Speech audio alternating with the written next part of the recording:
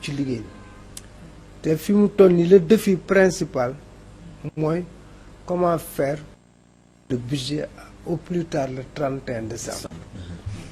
Dem président de la République Diomaye Faye exhorté na les kii nu mu tuddati le gouvernement à se consacrer à l'essentiel, à trouver des solutions pour les populations.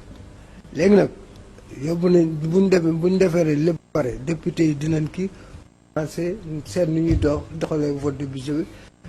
Ousmane Sonko aussi wax na ne dina def déclaration de politique générale boobu ñëpp ñu ngi koy xaar ci loolu. Léegi nag député dafa am solo ci dundu république parce que ñetti mission la am. Benn bi mooy voter des lois yi ñuy def ci réew mi yëpp moom moo koy voter. Beneen bi mooy contrôler action gouvernementale bi di ko contrôler di ko saytu.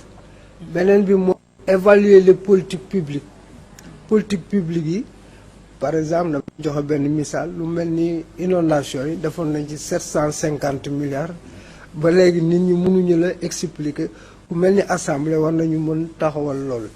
Léegi ñun lan la ñuy xaar ci député bi jamono yële année yi passé doon nañ ci wax NTS nouveau type de Sénégalais man léegi NTD laa soxla. nouveau type de député. Pourquoi? Parce que député aussi dafa war a doon koo xam ne acte bu muy posé wala comportement wala parole mu bàyyi ci xel askan wi daf ci am solo parce que yaay représenté peuple booy représenté nit na wax dëgg yàlla war nga fexe ba nit kooku ngay représenté yow.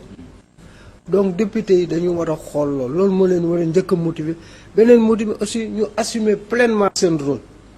Assumer ce rôle mooy nekk ci la nga war a nekk sans tenir compte de ton appartenance politique parce que 64 ans yi ñu fi gis yëpp député bi lan la doon ja tàccu député bi lan la doon def lu ñu indi mu voté ko même bu dee leer na la na sa day lor askan wi donc koy voté. Donc gis nañ fi ba tey ñu réviser constitution bu ñu koy réviser du doon intérêt askan wi ki koy réviser da koy tailler sur mesure. Parce que amoon nañ fi ay tailleurs constitutionnels yoo xam ne yàlla da leen mayoon ñu xarañ ci loolu. buñ nattee ba ñëw rek après li ci des moom. day jàll surtout boo amee majorité qu'on appelle une majorité mécanique. nañ doon majorité mécanique dans les chiffres mais ñu bon majorité mécanique dans l'action. dans le comportement ak dans l'orientation. léegi nag défi yi dafa rëy. défi bi njëkk wax naa ko tànk mooy voter le budget fii ak 30 décembre. D'habitude dans ce pays on parle de marathon budgétaire mais cette fois-ci ça sera un 100 mètres budgétaire. loo gaaw xem nañ ko. Donc ça ils vont faire tout pour te yaakaar naa ne suñu expertise bi am na fi. Ensuite expérience bi aussi am na fi ak ñi ñu ko dégg franchement je crois que war na ko mën a régler dans un temps très court. En raccourcissant certaines choses yoo xam ne war na mën a ñàkk. Bu loolu weesoo beneen défi bu mag bi mooy réforme de la justice. Parce que ñoom def nañ fi réforme de la justice. def nañ fi ay assises de la justice. Léegi nag li ci des mooy mettre en œuvre les recommandations les décisions yi fa gën.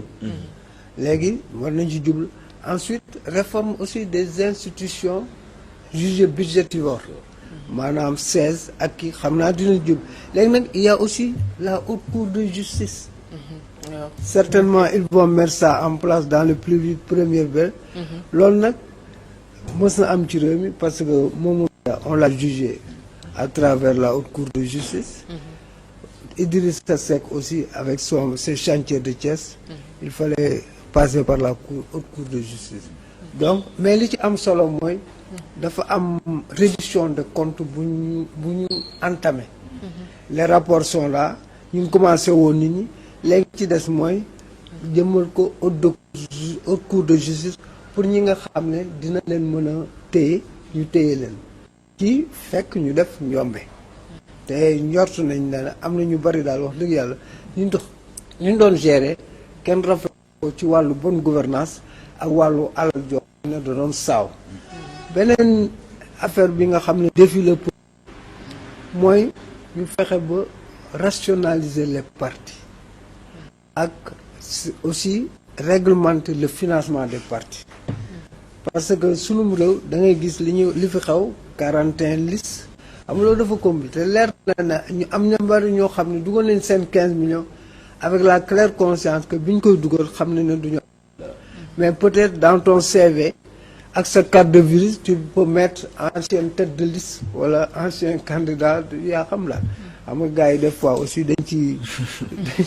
ciy marketing quoi politique bi marketing lañ ko def beneen mbir bi aussi mooy statut du chef de l'opposition ça a été voté avec le référendum mais ba kenn mënu koo jëmmal te les voix sont discordantes am nañ chef de l'opposition ki ko war a nekk mooy